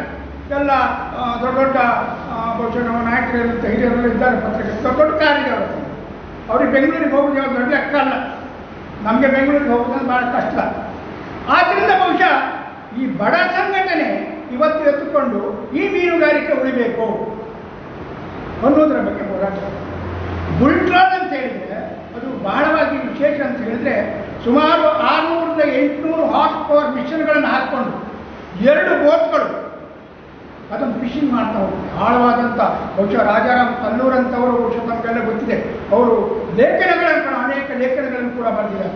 ಬಹುಶಃ ಅವರು ಹೇಳುವ ಪ್ರಕಾರ ಸಮುದ್ರದ 50 ಮೀಟರ್ ಆಳದಲ್ಲಿ ಈ ಒಂದು ಬುಲ್ ಟ್ರಾಲಿಂಗ್ ನಡೆಸ್ತಾರೆ ಅನ್ನುವಂಥ ಬಲೆ ಹಾಕ್ಕೊಂಡು ನಡೆಸುವಂಥ ಪದ್ಧತಿ. ಬಹುಶಃ ಇದರಿಂದ ಯಾವ ಮೀನಿನ ಸಂತತಿಗಳು ಉಳಿಯುವುದು, ಎಲ್ಲ ಮೀನಿನ ಮರಿ, ಮೊಟ್ಟೆ, ಮತ್ತೊಂದು ಎಲ್ಲವೂ ಕೂಡ ಅದರಲ್ಲಿ ಸೇರಬಹುದು. ಅದರ ಜೊತೆಗೆ ಈ ಲೈಟ್ ಫಿಶಿಂಗ್, ಬಹುಶಃ ಲೈಟ್ ಫಿಶಿಂಗ್ ಅನ್ನುವಂಥದ್ದು ಕೂಡ ಬಹುಶಃ ನಮ್ಮಲ್ಲಿ ನಾವೆಲ್ಲರೂ ಕೂಡ ಇದೇ ಲೋಕಾಲಿಟಿಯವರಾದ್ದರಿಂದ ನಾನು ಹೇಳ್ತಾ ಇರುವಂಥದ್ದು. ಮೊದಲು ನಾವು ನಿಮಗೆಲ್ಲ ಗೊತ್ತಿದೆ ಇಲ್ಲ, ಅದು ನಮಗೆಲ್ಲ ಗೊತ್ತಿದೆ. ನಮ್ಮ ಹಿರಿಯರಾದ ಚಂದ್ರಮ್ಮ ಏನು ಸೂಡಿ ಮೀನುಗಾರಿಕೆ ಮಾಡ್ತಾರೆ, ಹೊಳೆಯಲ್ಲಿ ಸೂಡಿ ಒಂದು ಲೈಟನ್ನು ಹಿಡ್ಕೊಂಡು ಒಂದು ಮೀನನ್ನು ಹಿಡಿತಕ್ಕಂಥ ಒಂದು ಪದ್ಧತಿ. ಆ ಲೈಟಿಗೆ ಮೀನು ಆಕರ್ಷಣೆ ಆಗ್ತದೆ. ಆವಾಗ ಈ ಏನು ಇದನ್ನು ಸುಡಿ ಇಟ್ಕೊಂಡಿರ್ತಾನೆ ಅವ ಅದಕ್ಕೆ ಮೀನಿಗೆ ಹಾಕ್ತಾನೆ. ಅದೇ ಟೈಪ್ ಲೈಟ್ ಫಿಶಿಂಗ್ ಅಂತ ಹೇಳಿದ್ರೆ ಸಾಕಷ್ಟು ಪವರ್ಫುಲ್ಲು ಲೈಟ್ಗಳನ್ನು ಹಾಕ್ಕೊಂಡು ಅವರ ಒಂದು ಬೋಟ್ಗಳಿಗೆ ಸಪರೇಟ್ ಆದಂಥ ಬೋಟ್ಗಳಿಗೆ ಹಾಕ್ಕೊಂಡು ಸಮುದ್ರದಲ್ಲಿ ನಿಲ್ಲಿಸ್ಕೊಂಡು ಬಹುಶಃ ಅಲ್ಲಿ ಮೀನು ಆಕರ್ಷಣೆ ಆಗ್ತಾನೆ ನಾನು ಹೇಳ್ಬೋದು. ಎಂಥ ಅವೈಜ್ಞಾನಿಕ ಪದ್ಧತಿ ಅದು ಕೂಡ ಕೂಡಲೇ ಕರೆ ಬರೋ ಮೊದಲೆಲ್ಲ ನಾವು ಮೀನುಗಾರಿಕೆ ಅಂತ ಹೇಳಿದ್ರೆ 6 ಗಂಟೆಗೆ ಹೋದರು ಅಥವಾ 8 ಗಂಟೆ 9 ಗಂಟೆ ಒಳಗಡೆ ಹೊರ ಬರ್ತಾ ಇದ್ರು. ಈಗ ಆಗಲ್ಲ. ಈ ಲೈಟ್ ಫಿಶಿಂಗ್ ಹಾಕ್ಕೊಂಡವರು ಅಥವಾ ಈ ಬೇರೆ ಬೇರೆ ಟ್ರಾಲಿಂಗ್ ಸಿಸ್ಟಮ್ನವರು ಇವರಿಗೆ ಒಂದು ಮನೆ ಇದ್ದಂಗೆ ಆಗಬೇಕು. ಸಮುದ್ರದಲ್ಲಿ ಮೀನುಗಳೇ ಬಹುಶಃ ಇವ್ರನ್ನ ಹೆದರ್ಕೊಂಡು ತಿರುಗುವಂಥ ಪರಿಸ್ಥಿತಿ. ಇವ್ರಿದ್ದಾರೋ ಇವ್ರಿದ್ರೆ ನಾವು ತಿರುಗುವುದಲ್ಲ ಅನ್ನುವಂಥ ಪರಿಸ್ಥಿತಿ ಬಹುಶಃ ಇವತ್ತು ಈ ರಾಜ್ಯದಲ್ಲಿ ಉದ್ಭವವಾಗಿದೆ. ನಾವು ಕೇವಲ ಏಕಾಏಕಿಯಾಗಿ ಇಷ್ಟು ಜನ ಒಟ್ಟಾಗಿ ಒಂದು ಇದು ಮಾಡಿದ್ದಾರೆ. ಬಹುಶಃ ನಾವು ಹಂತವಾಗಿ ಬಹುಶಃ ಪ್ರತಿ ಹಂತದಲ್ಲಿ ಇದೆಲ್ಲವೂ ಕೂಡ ನಾವು ಡೇಟ್ ವೈಸ್ ಅಂತೇವೆ. ಪ್ರತಿ ಹಂತದಲ್ಲೂ ನಾವು ಈ ಒಂದು ಮೀನುಗಾರಿಕೆಯ ಪದ್ಧತಿ ಸರಿಯಿಲ್ಲ ಅನ್ನೋದನ್ನು ನಾವು ಪ್ರಥಮವಾಗಿ ಹೋಗಿರುವಂಥದ್ದು ಸರ್ಕಾರ ಬಳಿ ಅಲ್ಲ, ನಾವು ಹೋಗಿರುವಂಥದ್ದು ನಮ್ಮಲ್ಲೇ ಸಂಘಟನೆ ಅಖಿಲ ಕರ್ನಾಟಕ ಮೀನುಗಾರಿಕಾ ಪರಿಷತ್ತನ್ನು. ಕರ್ನಾಟಕ ಮೀನುಗಾರಿಕಾ ಪರಿಷತ್ತಿನಲ್ಲಿ ಈ 3 ಜಿಲ್ಲೆಯ ಯಾವ್ಯಾವ ಸಂಘಟನೆಗಳಿದೆ ಅದೆಲ್ಲವೂ ಕೂಡ ಅದರ ಸದಸ್ಯರಿದ್ದಾರೆ. ಬಹುಶಃ ಅವರ ಹತ್ರ ಹೋಗಿ ನಾವು ಮನವಿ ಕೊಟ್ಟಿದ್ದೇವೆ, ಸ್ವಾಮಿ ಇದನ್ನೆಲ್ಲ ಸರಿಪಡಿಸಿ, ಇಲ್ಲದೇ ಇದ್ದರೆ ಮುಂದಿನ ದಿನದಲ್ಲಿ ಮೀನುಗಾರಿಕೆ ಎನ್ನುವಂಥದ್ದು ಸರ್ವನಾಶ ಆಗ್ತದೆ, ಇದಕ್ಕೊಂದು ನಾವೆಲ್ಲರೂ ಎಚ್ಚೆತ್ತುಕೊಳ್ಬೇಕು ಅನ್ನುವಂಥ ಮನವಿ ಕೊಟ್ಟು ಅವರು ಅಟ್ಲೀಸ್ಟ್ ನಮ್ಮ ಮನವಿ ಬಗ್ಗೆ ಒಂದು ಮೀಟಿಂಗನ್ನು ಕೂಡ ಬರ್ತದೆ. ಆ ನಂತರ ಎಲ್ಲ ಬಂದರುಗಳಲ್ಲಿ ಇರುವಂಥ ಸಂಘಟನೆಗಳಿವೆ, ಪಶ್ಚಿಮ ಸಂಘಟನೆ ಇದೆ, ಬೇರೆ ಸಂಘಟನೆ, ಅವರೆಲ್ಲ ಸಂಘಟನೆಯು ಕೂಡ ನಾವು ಮನವಿಯನ್ನು ಕೊಟ್ಟಿದ್ದೇವೆ. ನೋಡಿ ಇದರಿಂದ ಒಳ್ಳೆಯದಾಗೋದಿಲ್ಲ ಆಗೋದು, ಆದರೆ ಯಾರೊಬ್ಬರೂ ಕೂಡ ಅದರ ಬಗ್ಗೆ ಪಿಟಿಕ್ ಅನ್ನುವಂಥ ಮಾತನಾಡಿದೆ. ಆ ನಂತರ ನಾವು ಮೀನುಗಾರಿಕಾ ಮಂತ್ರಿಗಳನ್ನ ಕರೆದು ಅವರಿಗೆ ಸಾಕಷ್ಟು ವಿವರಣೆಯನ್ನು ಕೊಟ್ಟಿದ್ದೇವೆ. ಬಹುಶಃ ಕೆಲವು ಸಂದರ್ಭದಲ್ಲಿ ಒತ್ತಡಗಳಿಗೆ ಅನುಸಾರವಾಗಿಯೋ ಅಥವಾ ಬೇರೆ ಯಾವ ವಿಚಾರಕ್ಕೋ ಗೊತ್ತಿಲ್ಲ, ಅಥವಾ ನಮ್ಮಲ್ಲಿ ಬಲ ಇದೆ, ನಮ್ಮಲ್ಲಿ ಇರುವಂಥದ್ದು ಈಗ ದೊಡ್ಡ ಸಂಪನ್ಮೂಲ ಅಂತ ಹೇಳಿದರೆ ಜನಬಲ ಇದೆ. ಏನು ಈ ಸಾಂಪ್ರದಾಯಿಕವಾಗಿ ನಾಡದೋಣಿ ಮೀನುಗಾರಿಕೆ ಮಾಡ್ತಾರೆ ಅವರ ಹತ್ರ ಜನಬಲ ಇದೆ, ಆದರೆ ಬೇರೆ ಬಲಗಳು ಇಲ್ಲ. ಆ ಕಾರಣದಲ್ಲಿ ಏನು ಗೊತ್ತಿಲ್ಲ, ಮಂತ್ರಿಗಳು ನಮಗೆ ಸಾಕಷ್ಟು ಸಹಾಯವನ್ನು ಮಾಡಬೇಕು. ನಾವು ಯಾರಿಗೂ ಕೂಡ ನಾವಿದು ಮಂತ್ರಿಗಳ ವಿರುದ್ಧವಾಗಲಿ ಸರ್ಕಾರದ ವಿರುದ್ಧವಾಗಲಿ ಅಲ್ಲ, ಆದರೆ ಇಂಥ ಒಂದು ಕೆಟ್ಟ ರೀತಿಯ ಮೀನುಗಾರಿಕೆಯನ್ನು ಮಾಡಿದರೆ ಬಹುಶಃ ಮೀನುಗಾರಿಕೆಯ ಸರ್ವನಾಶ ಆಗ್ತಲ್ಲ. ನೀವು ಯಾಕೆ ಎಚ್ಚೆತ್ತ ಸುಮಾರು 6 ರಿಂದ 8 ಸಾವಿರ ಕೋಟಿ ವಿದೇಶಿ ವಿನಿಮಯ ತಕ್ಕಂಥ ಈ ಒಂದು ವ್ಯವಸ್ಥೆಯನ್ನು ನಾವು ನಮ್ಮ ಕೈಯಾರೆ ಹಾಳು ಮಾಡಿಕೊಳ್ಬಾರ್ದು ಅನ್ನುವಂಥ ಉದ್ದೇಶದಿಂದ ಮಂತ್ರಿಗಳು ಕೂಡ ವಿವರ ಕೊಟ್ಟಾಗ ಅವರು ಬಹುಶಃ ಸಂಬಂಧಪಟ್ಟ ಅಧಿಕಾರಿಗಳನ್ನೆಲ್ಲ ಕರೆದು ಬಹುಶಃ ಇನ್ಸ್ಟ್ರಕ್ಷನ್ ಕೊಡ್ತಾರೆ. ಈ ಪ್ರಾರಂಭವಾಗುವಂಥದ್ದು ಆಗಸ್ಟ್ ಸೆಪ್ಟೆಂಬರ್ ನಂತರ ಪ್ರಾರಂಭ ಆಗ್ತದೆ ಬುಲ್ ಟ್ರಾಲಿಂಗ್. ಬಹುಶಃ ಈ ಬುಲ್ ಟ್ರಾಲಿಂಗ್ ಬಗ್ಗೆ ಮತ್ತು ಲೈಟ್ ಫಿಶಿಂಗ್ ಬಗ್ಗೆ ಕ್ರಮ ಕೈಗೊಳ್ಳಬೇಕು ಅಂತ ಹೇಳಿದರು. ಜಿಲ್ಲೆಯಲ್ಲಿ 2 ಜಿಲ್ಲೆಯ ಜಿಲ್ಲಾಧಿಕಾರಿ ಇರ್ಬೋದು, SP ಇರ್ಬೋದು, ಯಾವುದೇ ಗಂಭೀರವಾಗಿ ಪರಿಗಣಿಸಿಲ್ಲ. ನಾನು ಅತ್ಯಂತ ಸಂತೋಷದಿಂದ ಹೇಳುವಂಥದ್ದು, ನಮ್ಮ ಜಿಲ್ಲಾಧಿಕಾರಿ ಏನಿದ್ದಾರೆ ಅದೇ ರೀತಿ ನಮ್ಮ SP ಏನಿದ್ದಾರೆ ಅವರು ಮಾತ್ರ ಗಂಭೀರವಾಗಿ ಅದನ್ನು ಪರಿಗಣಿಸಿದ್ದಾರೆ. ಇದು ಈಗಾಗಲೇ ನಮ್ಮ ಅಧ್ಯಕ್ಷರು ಹೇಳಿದ ಹಾಗೆ ಬಹುಶಃ ಇದು ನಮ್ಮ ಮಾತಲ್ಲ, ಇದು ಕೋರ್ಟ್ ಕೊಟ್ಟಂಥ ಆರ್ಡರ್, ಕೇಂದ್ರ ಸರ್ಕಾರ ಹೇಳಿರುವಂಥದ್ದು, ರಾಜ್ಯ ಸರ್ಕಾರ ಹೇಳಿರುವಂಥದ್ದು. ಇದನ್ನೆಲ್ಲ ಯಾವ್ಯಾವ ರೀತಿ ಬ್ಯಾನ್ ಮಾಡಬೇಕು ಅನ್ನೋದನ್ನು ಕೂಡ ಅವರೆಲ್ಲರ ಅಣತಿಯ ಮೇರೆಗೆ ನಡೆದಿರುವಂಥದ್ದು. ಇದನ್ನು ಯಾಕೆ ಬ್ಯಾನ್ ಮಾಡಬೇಕು ಅನ್ನುವಂಥದ್ದು ವಿಸ್ತಾರವಾಗಿ ಕೋರ್ಟಿನವರು ಮತ್ತು ನಾಡದೋಣಿ ಸಂಘಟನೆಗಳು ಕೋರ್ಟಿಗೆ ಹೋಗಿ ಸಾಕಷ್ಟು ಚರ್ಚೆಗಳಾಗಿ ಕೋರ್ಟ್ ಆರ್ಡರ್ ಮಾಡಿರುವಂಥದ್ದು. ಆ ಆರ್ಡರನ್ನು ಅತ್ಯಂತ ವ್ಯವಸ್ಥಿತವಾಗಿ ಇಂಪ್ಲಿಮೆಂಟನ್ನು ಈ ಬಾರಿ ಅಕ್ಟೋಬರ್ ತಿಂಗಳಲ್ಲಿ ಮೀಟಿಂಗ್ ಕರೆದಿದ್ದಾರೆ. ಅದು ಬಹುಶಃ ನಮ್ಮ SP ಮತ್ತು DC ಅವರು ನಮ್ಮ ಉಡುಪಿ ಜಿಲ್ಲೆಯಲ್ಲಿ ಅದಕ್ಕೆ ಕಡಿವಾಣ ಹಾಕಿದ್ದಾರೆ. ಅದರ ಅಂಗವಾಗಿ ಬಹುಶಃ ಬುಲ್ ಟ್ರಾಲ್ಗಳು ಸಂಪೂರ್ಣ ನಿಷೇಧವಾಯಿತಂತಲ್ಲ, ಆದರೆ ಕಡಿಮೆ ಬುಲ್ ಟ್ರಾಲ್ ಮಾಡುವ ಸಿಸ್ಟಮ್ಗಳು ಕಡಿಮೆ ಆಯಿತು. ಅದರಿಂದ ಪರಿಣಾಮಗಳು ಕೂಡ ಫಲಿತಾಂಶ ಇಮಿಡಿಯೇಟ್ ಆಗಿ ಬಂತು.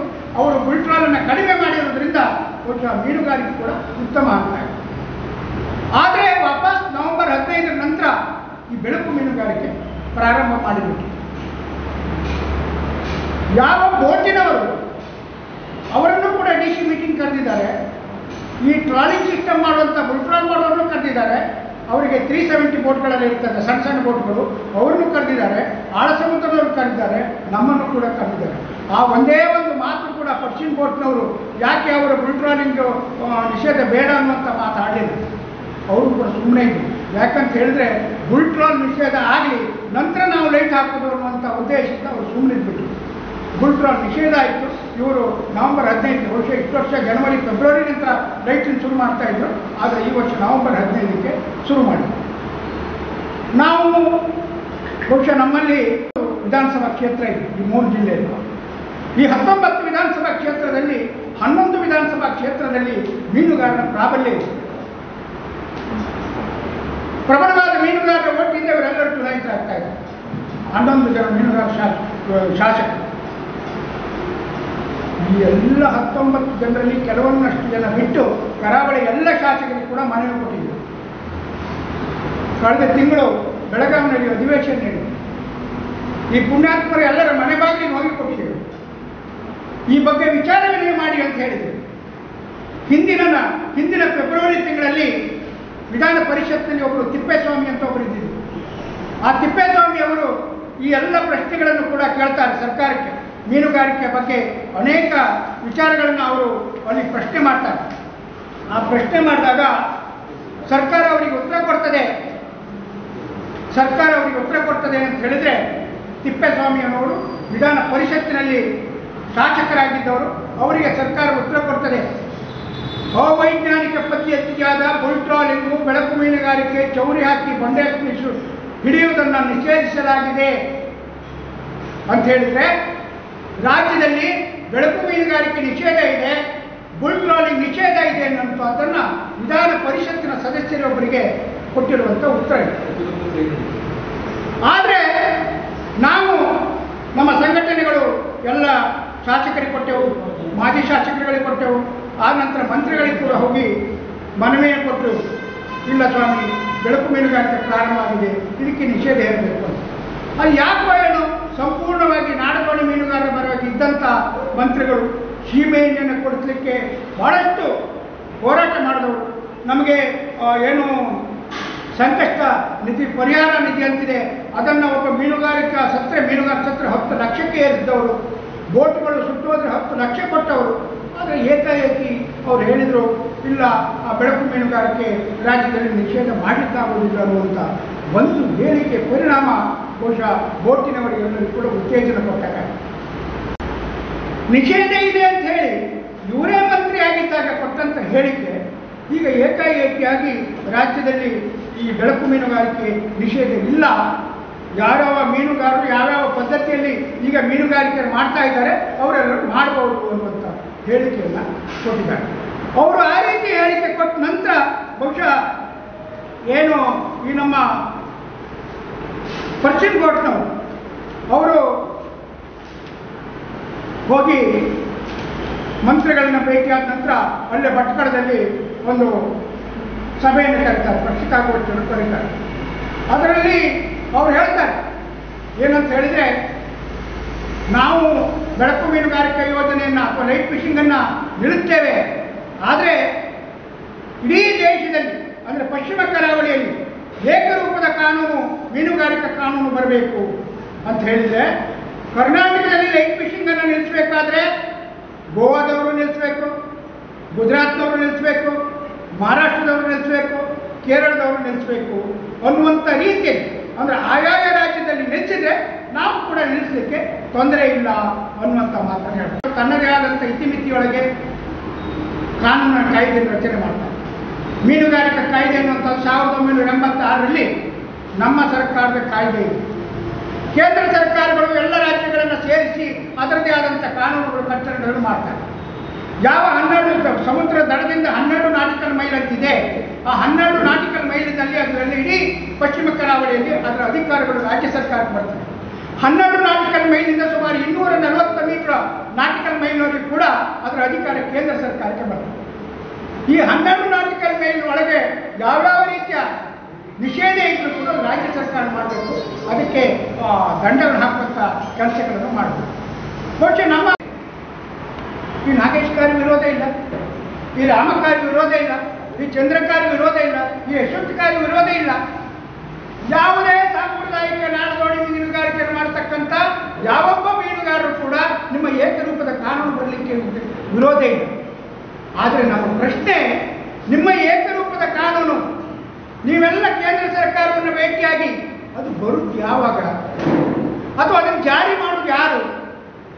ಗೋವಾದಲ್ಲಿ ಬಿಜೆಪಿ ಸರ್ಕಾರ ಇದೆ, ಮಹಾರಾಷ್ಟ್ರದಲ್ಲಿ ಬಿಜೆಪಿ ಸರ್ಕಾರ ಇದೆ, ಗುಜರಾತ್ನಲ್ಲಿ ಬಿಜೆಪಿ ಸರ್ಕಾರ ಇದೆ, ಕರ್ನಾಟಕ ಮತ್ತು ಕೇರಳದಲ್ಲಿ ಬೇರೆ ಬೇರೆ ಸರ್ಕಾರ ಇದೆ. ಇದನ್ನು ಯಾರು ಮಾಡುವುದು ಯಾರು? ಹಾಗಾದ್ರೆ ಇದು ಸಂಪೂರ್ಣವಾಗಿ ಮೀನುಗಾರಿಕೆ ನಶಿಸಿಯೇ ಹೋದ ನಂತರ ಈ ಕಾಯ್ದೆ ಏನಾದ್ರು ಜಾರಿ ಬೇಕು ಅನ್ನುವಂಥ ಉದ್ದೇಶ ಇದೆಯೋ, ಅಥವಾ ಇದೆಲ್ಲವೂ ಕೂಡ ವಾಣಿಜ್ಯ ಬಂಧನಾಗಿ ಪರಿವರ್ತಿಸಿ ಇಲ್ಲಿರ್ತಕ್ಕಂಥ ಎಲ್ಲ ಮೀನುಗಾರರು ಕೂಡ ಈ ಮೀನುಗಾರಿಕಾ ದಂಧೆಯನ್ನು ಮುಕ್ತಾಯ ಮಾಡಬೇಕು ಅನ್ನೋಂಥ ಉದ್ದೇಶ ಏನಾದರೂ ಸರ್ಕಾರಕ್ಕಿದೆಯೋ ಅನ್ನುವಂಥದ್ದು ನಮ್ಗೆ ಗೊತ್ತಾಗ್ತಾ ಇದೆ. ಬೋಟ್ನವರು, ಪರ್ಷಿಯನ್ ಬೋಟ್ನವರು ಮಾತನಾಡುವಾಗ ಹೇಳ್ತಾರೆ, ಪತ್ರಿಕಾಗೋಷ್ಠಿಯಲ್ಲಿ ಮಾತಾಡಿದ ಲೈಟ್ ಫಿಶಿಂಗ್ ಕರಾವಳಿಗೆ ಸಂಬಂಧಿಸಿದ್ದಲ್ಲ. ಅವ್ರು ಹೇಳುವಂಥದ್ದು ಲೈಟ್ ಫಿಶಿಂಗ್ ಕರಾವಳಿಗೆ ಸಂಬಂಧಿಸಿದ್ದಲ್ಲ, ದೇಶದ ಗಡಿಭಾಗದಲ್ಲಿ ಬೇರೆ ಬೇರೆ ರಾಷ್ಟ್ರದವರು ಬಂದು ಲೈಟ್ ಫಿಶಿಂಗ್ ಮಾಡ್ತಾ ಇದ್ದಾರೆ. ಇವರು ಬಹುಶಃ ಅಂತಾರಾಷ್ಟ್ರೀಯ ಮಟ್ಟವನ್ನು ಕಾಯ್ದುಕೊಳ್ತಿದ್ದಾರೆ ನಮ್ಮವರನ್ನು. ಇಲ್ಲಿ ನಮ್ಮ ಬದುಕಿನ ಪ್ರಶ್ನೆ, ಇವ್ರು ಹೇಳ್ತಾರೆ ಬೇರೆ ಬೇರೆ ಫಾರಿನ್ ವೆಸಲ್ಸ್ಗಳೆಲ್ಲ ಬಂದು ಫಿಶಿಂಗ್ ಮಾಡಿ, ಫಾರಿನ್ ವೆಸಲ್ಸ್ ಯಾವ ಬಂಗಡಿ ಬೈಕಿ ಇಲ್ಲೆಲ್ಲ ನಾವೇನು ಮೀನು ಮಾರ್ಕೆಟ್ ಹೋಗ್ತಿಂತ ಆ ಮೀನೆಲ್ಲ ಹಿಡಲಿಕ್ಕೆ ಯಾರು ಬರುವುದಿಲ್ಲ. ಇವೆಲ್ಲವೂ ಕೂಡ ಕಪೋಕಲ್ಪಿತವಾದ ಕಟ್ಟುಕತೆಯನ್ನು ಕಟ್ಟಿಕೊಂಡು ಮಾಡಿರ್ತಕ್ಕಂಥದ್ದು. ಅವ್ರು ಹೇಳ್ತಾರೆ, ಮುಂದೆ ಹೇಳ್ತಾರೆ, ನಾವು ಏನಿದ್ರು 12 ನಾಟಿಕಲ್ ಮೈಲ್ಗಿಂತ ಹೊರಗಡೆ ಈ ಲೈಟ್ ಫಿಶಿಂಗನ್ನು ಮಾಡ್ತೇವೆ ಅಂತ ಹೇಳ್ತಾರೆ. ಬಹುಶಃ ಇವರೆಲ್ಲರೂ ನಾನು ನಿಮ್ಮ ಮುಂದೆ ಹೇಳಿದ ಹಾಗೆ ಸಮುದ್ರ ಮೀನುಗಾರಿಕೆ ಮಾಡೋರು, ಪ್ರತಿನಿತ್ಯ ಮೀನುಗಾರಿಕೆ ಮಾಡಿರೋರು. ಬಹುಶಃ ಇವರಿಗೆ 12 ನಾಟಿಕಲ್ ಮೈಲ್ ಅಂತ ಹೇಳಿದ್ರೆ ನಮ್ಮ ಸಮುದ್ರ ತೀರದ 6 ನಾಟಿಕಲ್ ಮೈಲು, 5 ನಾಟಿಕಲ್ ಮೈಲು ಯಾವ ಸಣ್ಣ ಸಣ್ಣ ದೋಣಿಗಳು ಮಾಡ್ತಾರೆ. ಒಳ್ಳೆ ಫಿಶಿಂಗ್ ಲೈಟ್ ಈ ಲೈಟ್ಗಳನ್ನ ಹಾಕೊಂಡು ಮೀನುಗಾರಿಕೆ ಮಾಡ್ತಾ ಇದ್ದಾರೆ ನಮ್ಮ ಎದುರಿಗೆ. ಆದರೆ ಅವ್ರು ಹೇಳ್ತಾರೆ ನಾವು 12 ನಾಟಿಕಲ್ಗಿಂತ ಮೇಲೆ ಮಾಡ್ತೀವಿ ಅಂತ ಹೇಳ್ತಾರೆ. ಬಹುಶಃ ಈ ರೀತಿ ವಿಚಿತ್ರವಾದಂಥ ವಿಚಾರಗಳನ್ನು ಬಹುಶಃ ನಾನು ಹೇಳ್ತಿ ಹೋದರೆ ಅದು ಸಾಕಷ್ಟು ಉದ್ದ ಆಗ್ತದೆ. ಆದ್ದರಿಂದ ನಮ್ಮ ಗಮನಕ್ಕೆ ನಾವು ತರುವಂಥದ್ದು ಬಹುಶಃ ಬೇರೆ ಬೇರೆ ಕಡೆ ಗೋವಾ ರಾಜ್ಯದಲ್ಲಿ ಲಕ್ಷ ರೂಪಾಯಿಗಳು, ಇದೇ ನಮ್ಮ ಮಲ್ಪೆಯ ಮಂಗಳೂರಿನ ಅಥವಾ ಬೇರೆ ಬೇರೆ ಬೋಟ್ಗಳು ಗೋವಾದ ಸಮುದ್ರ ತೀರಕ್ಕೆ ಹೋಗಿ ಫಿಶಿಂಗ್ ಮಾಡಿದರೆ ಅವರಿಗೆ ದಂಡ ವಿಧಿಸ್ತಾರೆ, 10 ಲಕ್ಷ ರೂಪಾಯಿ ದಂಡ ವಿಧಿಸ್ತಾರೆ. ಆದರೆ ನಮ್ಮ ಸರ್ಕಾರದಲ್ಲಿ ಬಹುಶಃ ಯಾವುದೇ ರೀತಿಯ ಕಾನೂನು ಕಾಯ್ದೆಗಳು ಇರೋದಿಲ್ಲ. ಬುಲ್ ಟ್ರಾಲಿಂಗ್ ಮೀನುಗಾರಿಕೆ ನಿಷೇಧ ಅಂತ ಹೇಳಿ DC ಅವರು ಕೊಡ್ತಾರೆ. ಬಹುಶಃ ಇದೆಲ್ಲವೂ ಕೂಡ ಬೇರೆ ಬೇರೆ ಹಂತಲಾಗ್ತಾ ಇದೆ.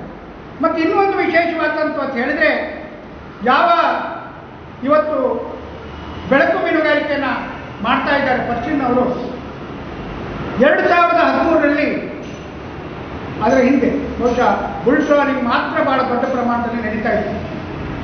ಆವಾಗ ಈ ಪರ್ಷಿಯನ್ ಬೋಟ್ನವರೆಲ್ಲರೂ ಕೂಡ ಈ ಏನು ಅಖಿಲ ಕರ್ನಾಟಕ ಮೀನುಗಾರಿಕಾ ಪರಿಷತ್, ಬಹುಶಃ ಅವರೆಲ್ಲರೂ ಕೂಡ ನಾಡದೋಣಿ ಹತ್ರ ಬರ್ತಾರೆ. ಈ ರಾಜ್ಯದಲ್ಲಿ ವ್ಯವಸ್ಥಿತವಾಗಿ ಬುಲ್ ಟ್ರಾಲಿಂಗ್ ನಡೀತಾ ಇದೆ, ಇದನ್ನು ನಾವು ನಿಷೇಧ ಮಾಡದೇ ಇದ್ದರೆ ದೋಣಿಯವರಾದ ನಿಮಗೆ, ಪರ್ಷಿಯನವರಾದ ನಮಗೆ ಉದ್ಯೋಗ ಮಾಡಲಿಕ್ಕೆ ಸಾಧ್ಯ ಆಗುವುದಿಲ್ಲ, ನಾವೆಲ್ಲವೂ ಕೂಡ ನಮ್ಮ ಉದ್ಯೋಗ ನಿಲುಗಡೆ ಮಾಡಬೇಕಾಗ್ತದೆ ಅಂತ ಹೇಳಿ ಇವರಿಬ್ಬರ ಹತ್ರ ಬರ್ತಾರೆ. ಈ ಎರಡೂ ಕಡೆಯವರು ಸೇರಿಕೊಂಡು, ಒಂದು ದೋಣಿಯವರು ಮತ್ತು ಈ ಪರ್ಷಿಯನ್ ಬೋಟ್ನವರು ಸೇರಿಕೊಂಡು 2013ರಲ್ಲಿ ಅಖಿಲ ಕರ್ನಾಟಕ ಕರಾವಳಿ ಪರ್ಷಿಯನ್ ಸಾಂಪ್ರದಾಯಿಕ ಮೀನುಗಾರರ ಒಕ್ಕೂಟ ಅಂತೇಳಿ ಸ್ಥಾಪನೆ ಮಾಡ್ತಾರೆ. ಇದರಲ್ಲಿ ಯಾರಿದ್ದಾರೆ? ಯಾವ ಈ ಸಾಂಪ್ರದಾಯಿಕ ನಾಡದೋಣಿಗಳಿದ್ದಾರೆ ಮತ್ತು ಪರ್ಷಿಯನ್ ಅವರು ಸೇರಿ ಈ ಒಂದು ಸಂಘಟನೆಯನ್ನು ಮಾಡ್ತಾರೆ. ಇದು ಮಾಡಿರುವಂಥ ಉದ್ದೇಶ ಲೈಟ್ ಫಿಶಿಂಗ್ ಸಂಪೂರ್ಣವಾಗಿ ಬಂದಾಗಬೇಕು ಅಂತ ಹೇಳಿ. ಈಗ ಯಾರು ಆವತ್ತು ಗೌರವಾಧ್ಯಕ್ಷರಾಗಿದ್ದಾರೆ, ಗುರುದಾಸ್ ಬಂಗೇರಾನವರು ಈ ಒಂದು ಸಂಸ್ಥೆ ಗೌರವಾಧ್ಯಕ್ಷರಾಗಿದ್ದಾರೆ, ಇವತ್ತು ಅವರು ಅಖಿಲ ಕರ್ನಾಟಕ ಪರ್ಷಿಯನ್ ಸಂಘದ ಅಧ್ಯಕ್ಷರು ಕೂಡ. ಅವರೆಲ್ಲ ಟೈಟ್ಲನ್ನು ನಾವು ಕೊಟ್ಟಿದ್ದೇವೆ, ಬುಲ್ ಟ್ರಾಲಿಂಗ್ ಮೀನುಗಾರಿಕೆ ನಿಷೇಧ ಮಾಡಬೇಕು ಅಂತ ಇಷ್ಟೇ. ಅವರು ಈಗಾಗಲೇ ಹೇಳಿದ್ದಾರೆ, ಯಾಕಂತ ಹೇಳಿದರೆ ದೊಡ್ಡವರು ಒಟ್ಟಾಗ್ತಾರೆ, ಬಡವರು ಒಟ್ಟಾಗ್ತಾರೆ ಅಂತ ಪ್ರಶ್ನೆ. ಮೀನುಗಾರಿಕೆ ಕಾಲೇಜಿನಲ್ಲಿ ಸೆಮಿನಾರ್ ಆಯಿತು, ಈ ವರದಿಯನ್ನು ತರಿಸಿದೆ. ಬಹುಶಃ ಇವರು ಹೇಳಿದ್ದಾರೆ, ಯಾರು ಪರ್ಷಿಯನ್ ಬೋಟ್ನವರು ಒಂದು ಮಾತನ್ನು ಹೇಳಿದ್ದಾರೆ,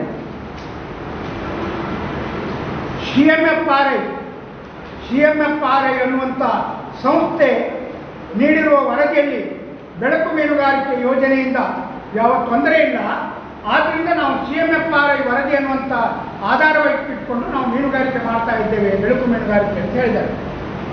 ಇಲ್ಲಿ CMFRI ವರದಿ ಇದೆ, CMFRI ಅನ್ನುವಂಥ ಸಂಸ್ಥೆ ವರದಿದೆ, ಫಿಶರೀಸ್ ಕಾಲೇಜಿನ ವರದಿದೆ. ಬಹುಶಃ ಅವರು ವರದಿಯಲ್ಲಿ ಎಲ್ಲಿಯೂ ಕೂಡ ಬೆಳಕು ಮೀನುಗಾರಿಕೆಯಿಂದ ಈ ರಾಜ್ಯಕ್ಕೆ ಒಳ್ಳೆಯದಾಗ್ತದೆ, ಈ ದೇಶಕ್ಕೆ ಒಳ್ಳೆಯದಾಗ್ತದೆ ಎಲ್ಲಿಯೂ ಹೇಳಿದೆ. ಇದರ ಆಧಾರದಲ್ಲಿ ನಾವು ಮಾಡ್ತೇವೆ ಅನ್ನುವಂಥದ್ದನ್ನು ಕೂಡ ಅವರು ಪತ್ರಿಕಾಗೋಷ್ಠಿಯಲ್ಲಿ ಹೇಳಿದ. ಅದರಲ್ಲಿ ನಾಮಿನಿದ್ರೆ 35 ಜನ, ನಾವು ಬೇಕಾದ್ರೆ 3,000 ಜನ ಬೇಕಾದ್ರೆ ಹೋಗ್ತಿತ್ತು. ಇವರು ಈ ರೀತಿ ಫಾರ್ಮೆಲ್ಲ ಕೊಟ್ಟು ಬರೀತರು ಅಂತ ಇದು ಇವತ್ತಿನ ವ್ಯವಸ್ಥೆಗಳು. ಆದ್ದರಿಂದ ಬಹುಶಃ ತಮ್ಮ ಮೂಲಕ ನಾನು ವಿನಂತಿ ಮಾಡಿಕೊಳ್ತಾ ಇದ್ದೇನೆ, ಈ ಹೋರಾಟ ಅನ್ನುವಂಥದ್ದು ಇಲ್ಲಿಗೆ ನಿಲ್ಲುವುದಿಲ್ಲ. ಈ ಒಂದು 10ನೇ ತಾರೀಕಿನ ದಿವಸ ನಮ್ಮ ಸಂಘಟನೆ ಯಾವ ಈ ಬೋಟ್ ದೋಣಿಗಳನ್ನು ತಂದು ಸಮುದ್ರದಲ್ಲಿ ನಿಲ್ಲಿಸಿ ಆನಂತರ ಮೇಲ್ಗಡೆ ಮೀನುಗಾರ ಹಲವು ಬಾರಿ ನಾವು ಮಾಧ್ಯಮದ ಮುಖಾಂತರ ಅಧಿಕಾರಿಗಳಿಗೂ ನಮ್ಮ ಜನಪ್ರತಿನಿಧಿಗಳಿಗೂ ಎಲ್ಲರಿಗೂ ನಮ್ಮ ಲೈಫ್ ಬೋಟ್ ಮತ್ತು ಬುಲ್ಟ್ರಾಲಿಂದ ನಮ್ಗೆ ಆಗುವಂಥ ತೊಂದರೆಯನ್ನು ವಿಸ್ತಾರವಾಗಿ ಮನವಿ ಮೂಲಕ ನಮ್ಮ ಎಲ್ಲ ಸಂಘಟನೆಗಳಿಗೂ ತಿಳಿಸಿದ್ದೇವೆ. ಈಗಾಗಲೇ ಹೇಳಿದಾಗೆ ನಮ್ಮ ನಾಡದೋಣಿ ಮೀನುಗಾರರು ಸಂಕಷ್ಟದಲ್ಲಿದ್ದಾರೆ. ಭಾಳ ಸಂಕಷ್ಟದಲ್ಲಿ ಈಗ ಎಲ್ಲ ಮೀನುಗಾರರು ಬೀದಿ ಪಾಲಾಗುವಂಥ ಸಂಕಷ್ಟದಲ್ಲಿದ್ದಾರೆ. ಅದಕ್ಕಾಗಿ ನಾವು ಸಂಘಟನೆ ರಾಜ್ಯಾದ್ಯಂತ ಎಲ್ಲ ಒಕ್ಕೂಟದ ಸೇರಿ ಎಲ್ಲ ನಮ್ಮ ಕರ್ನಾಟಕದ ರಾಜ್ಯಾದ್ಯಂತ ಒಕ್ಕೂಟ 3 ಜಿಲ್ಲೆಯಲ್ಲಿ ನಮ್ಮ ಮೀನುಗಾರಿಕೆ ಜಾಸ್ತಿ ಆಗಿದೆ. ಅದರಿಂದ ಇವಾಗಲೇ 3 ಜಿಲ್ಲೆ ಎಲ್ಲ ಸಮಿತಿಯ ಸದಸ್ಯರು ಸೇರಿ ನಾವು 10ನೇ ತಾರೀಕು ಒಂದು ಪ್ರತಿಭಟನೆ ಮಾಡಬೇಕಂತ ನಿಶ್ಚಯ ಮಾಡಿದ್ದೇವೆ. ಅದು ನಮ್ಮ ಮಾರಸ್ವಾಮಿ ಇಲ್ಲಿ ತ್ರಾಸೆ ಬಂದರ ತ್ರಾಸೆ ಹತ್ರ, ತ್ರಾಸೆ ಗ್ರಾಮ ಪಂಚಾಯತ್ ಹತ್ರ, ತ್ರಾಸೆ ಬೀಚ್ನಲ್ಲಿ ಎಲ್ಲ ನಮ್ಮ ನಾಡದೋಣಿಗಳು ಗಂಗೋರು ಹಾಕಿ ಇವಾಗಲೇ ನಾವು ಪ್ರತಿಭಟನೆ ರೋಡನ್ನು ತಡೆಯಬೇಕಂತ ಎಲ್ಲ ನಿಶ್ಚಯ ಮಾಡಿ ಇಲಾಖೆಯಿಂದ ಪರ್ಮಿಷನ್ನು ತಗೊಂಡಿದ್ದೇವೆ. ಕಾನೂನು ಕ್ರಮಬದ್ಧವಾಗಿ ನಾವು ಮಾಡ್ತೇವೆ. ನಮ್ಮ ನೋವನ್ನು ಹೇಳ್ಕೊಳ್ಳಿಕ್ಕೆ, ನಮ್ಮ ನೋವು ಸ್ಪಂದಿಸುವಂಥದ್ದು ಯಾರೂ ಇಲ್ಲ. ನಾವು ಎಷ್ಟು 12 ವರ್ಷದಿಂದ ನಮ್ಮ ಹಿರಿಯರು ಎಲ್ಲರೂ ಸೇರಿ ಈ ಬೆಳಕು ಮೀನುಗಾರಿಕೆ ಮತ್ತು ಬುಲ್ಟ್ರಾಲಿಂದ ಹಾಗೂ ಅನ್ಯಾಯ ಬಗ್ಗೆ ನಾವು ವಿಸ್ತಾರವಾಗಿ ಎಲ್ಲ ಜನಪ್ರತಿನಿಧಿಗಳು ಹಾಗೂ ಸರ್ಕಾರ ಇಲಾಖೆ ಮಟ್ಟದಲ್ಲೂ ಒಂದೊಂದು ಇಂಚಿಂಚಾಗಿಯನ್ನು ನಾವು ಎಲ್ಲ ಸಭೆಯಲ್ಲೂ ಹೇಳ್ತಾ ಬರ್ತಿದ್ದೇವೆ. ಆದರೆ ಇಲಾಖೆ ಮಟ್ಟದವರು ಹೇಳ್ತಾರೆ ಇದು ಮುಂದಿನ ದಿನದಲ್ಲಿ ಬುಲ್ಟ್ರಾಲ್ ಮತ್ತು ಲೈಟ್ ಫಿಶಿಂಗ್ ಇದ್ದರೆ ಮೀನಿನ ಸಂತತಿ ನಾಶ ಆಗ್ತದೆ, ಮೀನುಗಾರಿಕೆಯನ್ನು ಸರ್ವನಾಶ ಆಗ್ತದೆ. ಮುಂದಿನಿಂದ ಇದು ನಮ್ಮ ಸಮುದ್ರದಲ್ಲಿ ಯಾವುದೇ ಮೀನುಗಾರಿಕೆ ಮಾಡಲಿಕ್ಕೆ ತೊಂದರೆ ಆಗ್ತದೆ.